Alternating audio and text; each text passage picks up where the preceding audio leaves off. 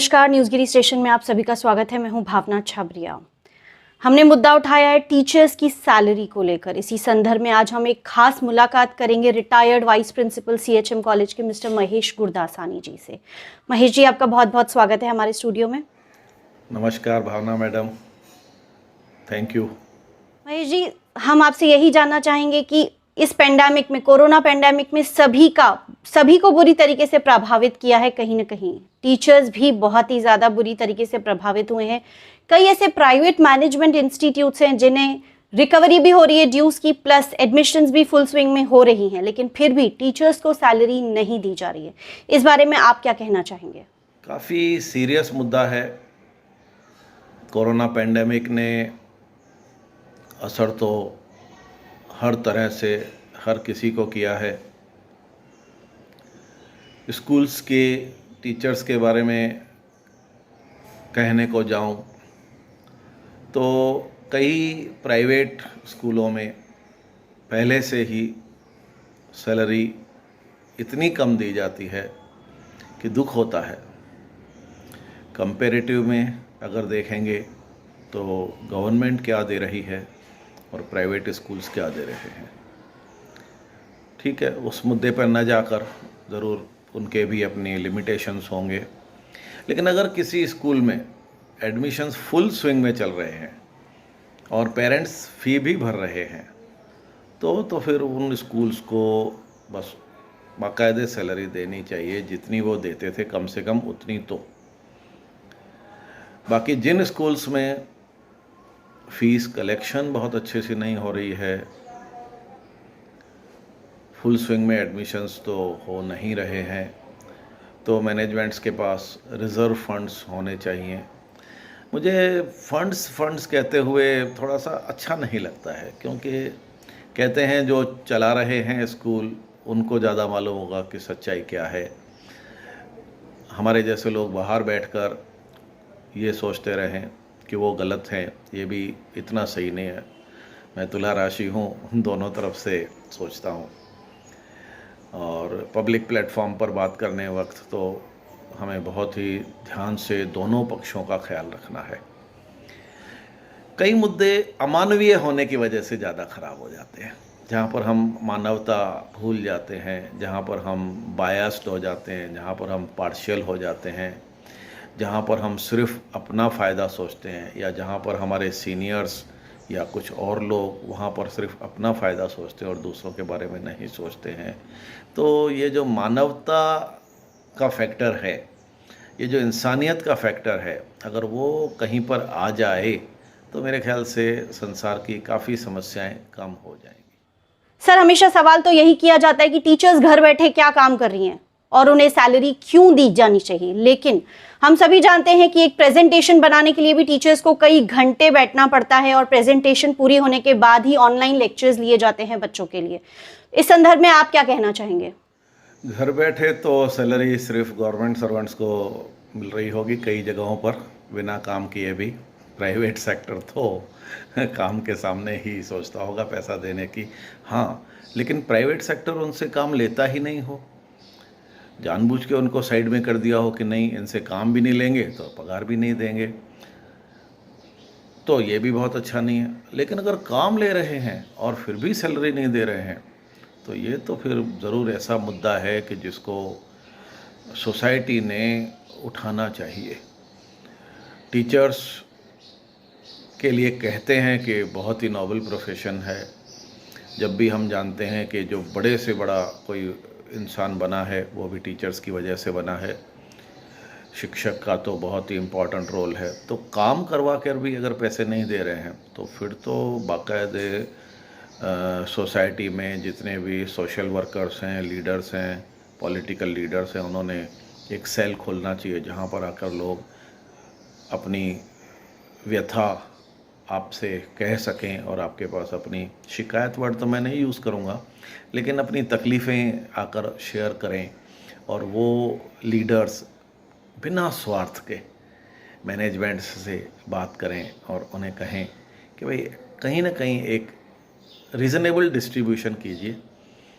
अगर आपके पास बहुत सीनियर टीचर्स भी हैं तो कुछ परसेंटेज उनकी भी पगार कम कर दीजिए, और जो छोटे टीचर्स हैं, कम पगार वाले हैं, उनको कुछ ना कुछ दीजिए। और सबसे बड़ी बात, ऐसे टीचर्स को तो ज़रूर कुछ दीजिए जिनकी रोज़ी रोटी सिर्फ आपके पगार देने से ही चलती थी।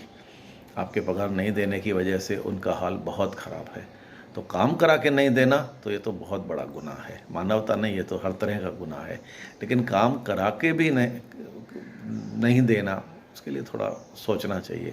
और सर, आपको क्या लगता है इन प्राइवेट मैनेजमेंट्स पे किस तरीके का दबाव डाला जा सकता है ताकि टीचर्स को पेमेंट मिल पाए? प्राइवेट मैनेजमेंट्स पर दबाव, बिना दबाव डाले, मोहब्बत से बातें करके, कुछ ऐसे लोग जो उनसे बात कर सकें और उन्हें समझा सकें कि इस दुनिया में चैरिटी भी तो करते हैं लोग, फिलैंथ्रॉफी भी तो करते हैं। आपके टीचर्स आपके पास ऑलरेडी काम करते थे, आप उन्हें इस तरह कैसे छोड़ सकते हैं? हाँ, कम दीजिए, जैसा जितना हमेशा देते थे उससे कम दीजिए। अगर आपके पास आ भी कम रहा है तो, फुल आ रहा है तो बहुत बढ़िया है। अब फुल भी कैसे आएगा? कई पेरेंट्स भी तो फ़ी भरने के काबिल ही नहीं हैं, क्योंकि उनके धंधे, उनकी नौकरियां, उनको सब तकलीफ़ें आई हैं। और स्कूल को लीगली इतनी परमिशन भी नहीं है कि ज़बरदस्ती फ़ीस ले सके, और वो भी अच्छा नहीं रहेगा। तो कहीं ना कहीं बीच का रास्ता। इस बीच में मैं एक काफ़ी अपील करना चाहता हूँ उन पेरेंट्स को जिन्होंने कोरोना के टाइम में भी अच्छे से कमाया है, जैसे गवर्नमेंट सर्वेंट्स हैं और नौकरियों वाले हैं जिन्हें लगभग फुल पगार मिलती रहती थी। और आप ये सोचिए कि मेडिकल इंडस्ट्री वाले सब लोग हैं। आप ये सोचिए कि और भी जितने भी डिपार्टमेंट्स थे जो कोरोना के टाइम में फुल फ्लेज काम कर रहे थे, या फुल फ्लेज काम नहीं कर रहे थे तो भी उन्हें फुल सैलरी मिल रही थी। किराना स्टोर वाले हैं, सब्जी का धंधा करने वाले हैं, तो इनकी तो कमाई मेरे ख्याल से कम तो नहीं हुई, कभी कभी कुछ लोगों की तो बढ़ गई है। तो अगर वो भी फीस नहीं दे रहे हैं अपने बच्चों की, तो इसका मतलब क्या है? अच्छा होगा कि वो तो बिंदास जाके अपनी फुल फीस भर के आ जाएं स्कूल में। हो सके तो थोड़ा और उससे ज़्यादा भी कुछ देकर आ जाएं डोनेशन।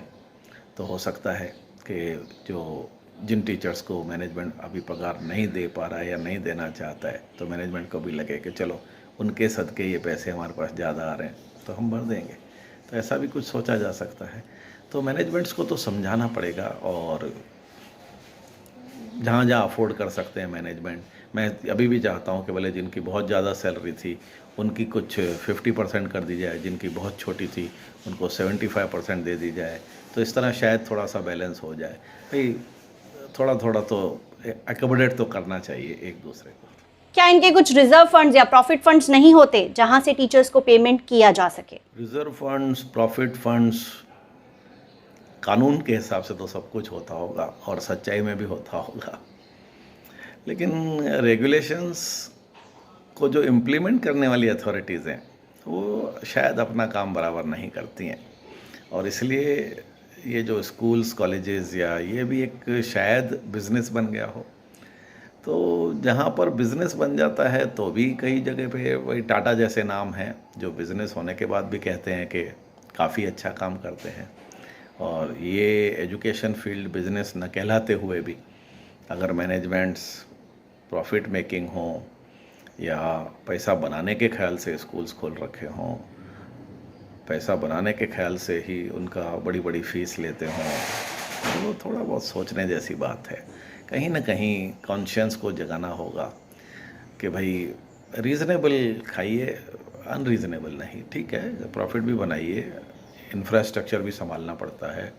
इतनी बड़ी बड़ी बिल्डिंग्स हैं, इतने बड़े बड़े बिल्स हैं, और भी बहुत सारी ओवरहेड्स हैं। ज़रूर इतना इजी नहीं है दूसरे के बिज़नेस को समझना या दूसरे के काम को समझना।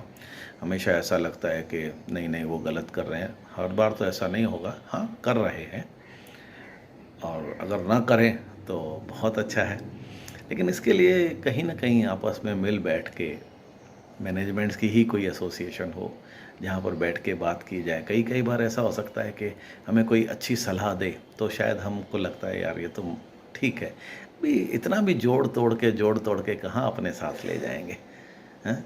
लोग बस फिर से आ रहा हूँ, चैरिटी और फिलैंथ्रोफी भी करते हैं लोग, तो हम किसी का हक भी मार लें और उसको हक का आधा भी नहीं दें, खास करके ऐसे समय में। तो ये अगर कहीं बोलने वाले हम मिलकर मैनेजमेंट के साथ बैठें और इंडोर मीटिंग्स हो, कोई उनको आउटडोर प्रेशर डालने की ज़रूरत नहीं है, कोई उनको बदनाम करने की ज़रूरत नहीं है, क्योंकि उन्होंने भी बहुत अच्छे काम भी किए होंगे, अपने स्कूल्स को बहुत अच्छे से संभाला भी होगा, रिजल्ट्स भी बहुत अच्छे लाते होंगे, टीचर्स भी खुश हैं काफ़ी स्कूल्स में और काफ़ी मैनेजमेंट से। लकीली मेरा तो आज तक 2 मैनेजमेंट से पाला पड़ा है, एक हैदराबाद सिंध और दूसरा झूलेलाल ट्रस्ट। दोनों जगह से मुझे तो बहुत ही अच्छे लोग मिले हैं और रियली वो कुछ ऐसे ही मिले हैं। मैंने देखा है उनको कि वो बहुत ही रीज़नेबल और बहुत ही अच्छे चलते हैं सभी के साथ, बहुत दिल में उनके अच्छी बात। और ऐसा मैं समझता हूँ काफ़ी मैनेजमेंट्स ऐसे होंगे, तो थोड़ी बहुत कहीं पे कुछ अगर हो रही है तो मिल बैठकर उनसे बात की जा सकती है और हो सकता है उनको कोई सोल्यूशन बताया जाए। किस प्रकार से इस मुद्दे को उठाया जाए? क्या आपको लगता है कोई पॉलिटिकल प्रेशर इन मैनेजमेंट्स पे अगर डाला जाता है तो यहाँ पे टीचर्स के लिए कुछ सैलरी रिलीज हो सकती है, या फिर क्राउड फंडिंग की जाए एनजीओज द्वारा या इन मैनेजमेंट्स द्वारा, ताकि टीचर्स को पेमेंट मिल पाए? पॉलिटिकल प्रेशर या किसी भी तरह के प्रेशर की ज़्यादा करके तो मैनेजमेंट्स के ऊपर डालने की ज़रूरत नहीं पड़ेगी, क्योंकि मैं समझता हूँ दिल के बहुत अच्छे होते हैं और काफ़ी अच्छे से स्कूल चलाते हैं। अगर ओनली प्रॉफिट मेकिंग है कि सिर्फ प्रॉफिट मेकिंग पर ही ज़्यादा ध्यान देते हैं, मेरे ख्याल से इतने बहुत ज़्यादा नहीं होंगे। 2-3 मैनेजमेंट ऐसे भी हो सकते हैं, क्योंकि हर एक की अंदर की बात तो मालूम नहीं है। तो क्राउड फंडिंग, एनजीओज़, कुछ और चैरिटी ऑर्गेनाइजेशंस, कुछ और फिलैंथ्रोपिस्ट, हम उनको भी अप्रोच किया जा सकता है ऐसे टाइम में कि वो आकर कुछ मैनेजमेंट्स को अपनी तरफ से सिर्फ टीचर्स को सैलरी देने के लिए दें, या फिर अगर और भी ऐसी एक डेटा निकाली जाए जहाँ पर कम से कम वो टीचर्स जिनकी सिर्फ सैलरी टीचर वाली सैलरी से ही घर चलता था, तो इसलिए वो इनकी हालत अभी ऐसी हो गई है कि उनके पास सुना है खाने को भी नहीं है। तो ऐसा अगर मालूम किया जाए और उनकी मदद की जाए तो मेरे ख्याल से ये जो अभी कुछ दिन पहले हम शिक्षक दिवस कह रहे थे, हैप्पी टीचर्स डे कह रहे थे, तो उससे अच्छा है कि हम रियली उनके लिए हैप्पी डेज़ और हैप्पी लाइफ और हैप्पी एटमॉस्फेयर बनाएं, तो बहुत अच्छा रहेगा। ये मेरी तमन्ना है। क्राउड फंडिंग हो जाती है और कलेक्शंस हो जाते हैं तो ये बहुत अच्छा है। भले सिर्फ डिज़र्विंग और जिनको नीडी लोगों को ही दें। कई बार होता है कि भाई टीचर्स की घरेलू पोजीशन बहुत अच्छी है तो वहाँ पर भले हम कुछ कम दें या ना भी दें चलेगा, लेकिन जिन टीचर्स की हालत बहुत ही ख़राब हो गई है तो फिर हमारा ये फ़र्ज़ बनता है कि हम उनकी केयर करें। कई टीचर्स ऐसे हैं जो खुद आगे नहीं आते जॉब लूज करने के डर से। आपको लगता है कोई ऐसे टीचर्स एसोसिएशन होना चाहिए जो मिलकर टीचर्स की लड़ाई लड़े? प्राइवेट स्कूल्स में टीचर्स एसोसिएशंस के बारे में फ़िलहाल मेरे ख्याल से ना सोचा जाए तो अच्छा है, क्योंकि कई जगहों पर जो लीडर्स होते हैं ना ऐसी एसोसिएशंस के, वो भगवान जाने अपना फ़ायदा देखकर और कोई कॉम्प्रोमाइज़ करके आ जाएं और मैनेजमेंट्स उनको ही कुछ फ़ायदा पहुंचा दें और नीचे तक फ़ायदा ना पहुंचे। उससे अच्छा है कि नहीं, बस कहीं ना कहीं कॉन्शियस जगाया जाए, इंसानियत और मानवता की बातें की जाएं और बस मैनेजमेंट से बात की जाए, एक साथ भी मैनेजमेंट की एसोसिएशन बने और वो लोग आपस में सोचकर कुछ इतना एक अच्छा तरीका निकालें कि ऐसा लगे यार मैनेजमेंट्स बहुत अच्छा कर रहे हैं। कम से कम अपने शहर में तो, पूरी दुनिया में हो तो बहुत अच्छा है पूरे, लेकिन अपने शहर में हो ऐसी बड़ी इच्छा होती है।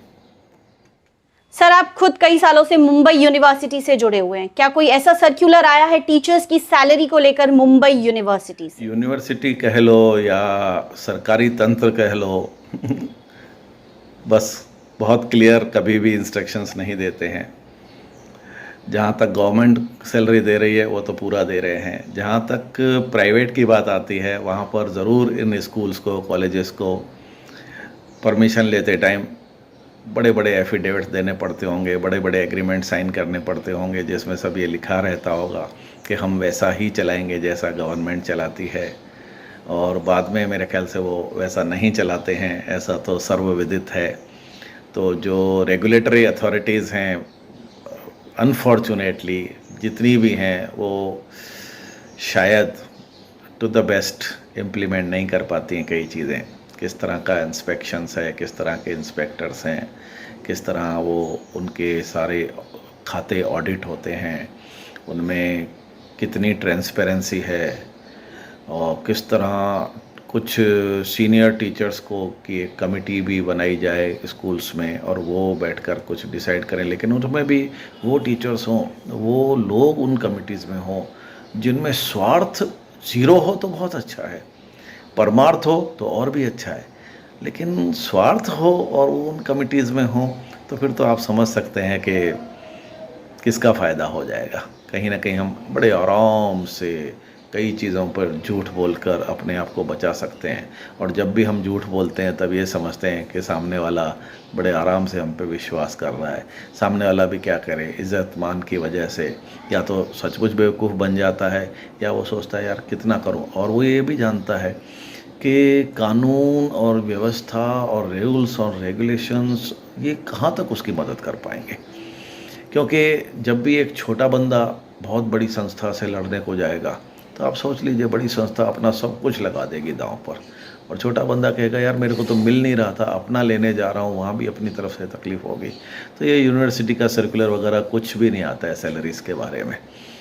बस कहीं ना कहीं जो पहले एक एग्रीमेंट साइन किया हुआ होता है परमिशन लेते टाइम, अगर वो भी जेन्युइनली इम्प्लीमेंट करवाने का कोई बंदोबस्त बनाया जाए, हो सकता है उसके बाद लोग स्कूल्स कॉलेजेस खोलना ही छोड़ दें, क्योंकि उसमें तो ये लिखा हुआ होगा कि स्केल के हिसाब से आपको पगार दे रही है, तो स्केल के हिसाब से तो कौन से स्कूल्स पगार दे पाएंगे। हाँ शायद दे पाएंगे, जो लोग 1-1.5 लाख पर मंथ फीस ले लेते हैं शायद वो दे पाएंगे, लेकिन वो भी नहीं दे रहे हैं।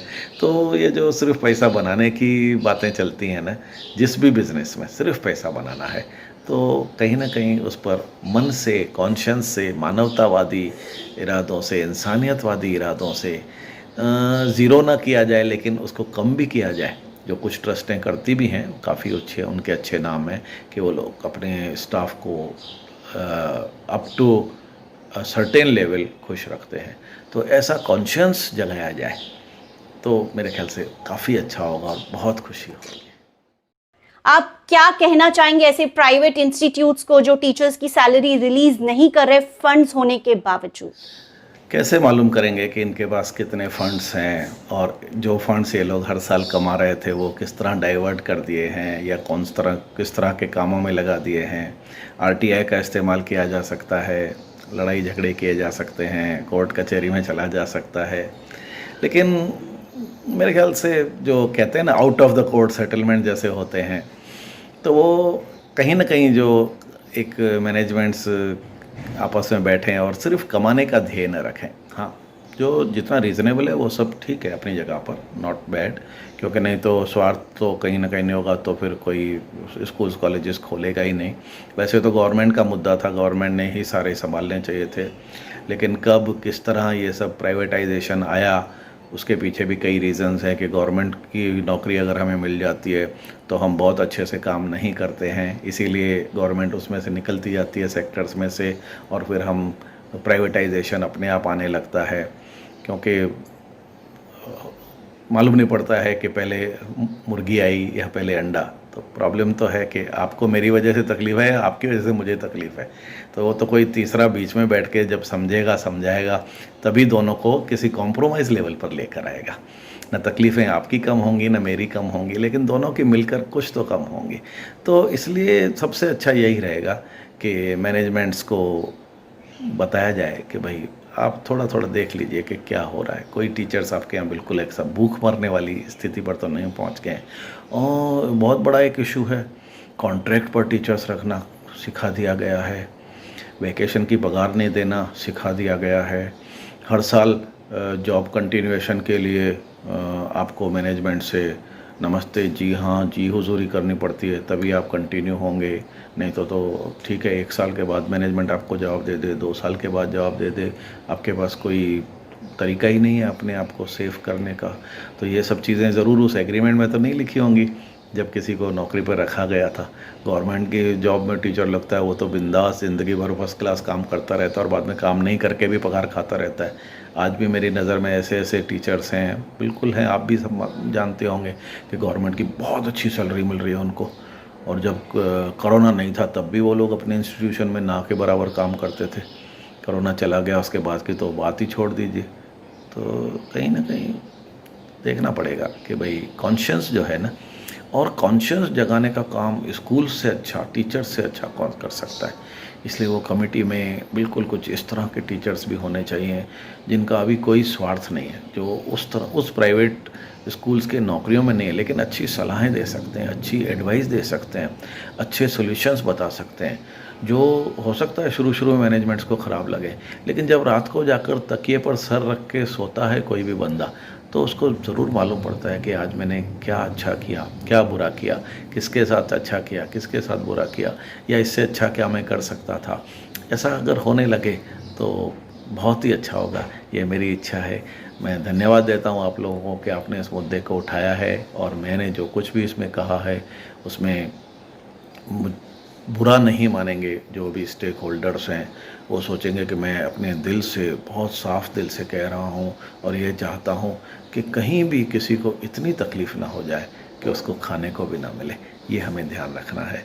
Thank you very much. तो आज हमने की खास मुलाकात retired vice principal CHM college mister Mahesh Gurdasani ji से सैलरीज यानी टीचर्स की सैलरीज के मुद्दे को लेकर। हम सभी, हमारे जो दर्शक हैं, उनसे रिक्वेस्ट करेंगे, please come forward, let us support our teachers. यही टीचर्स हैं जिनकी वजह से आज हम सक्सेसफुल हैं हमारी लाइफ्स में। आज हम जिस भी पड़ाव पे हैं हमारी जिंदगी में, उसमें हमारी टीचर्स का एक खास रोल है। Let us start a crowdfunding campaign and support our teachers. You can contact us on these given numbers or on our Facebook page. I request all of you, please come forward for the cause. धन्यवाद।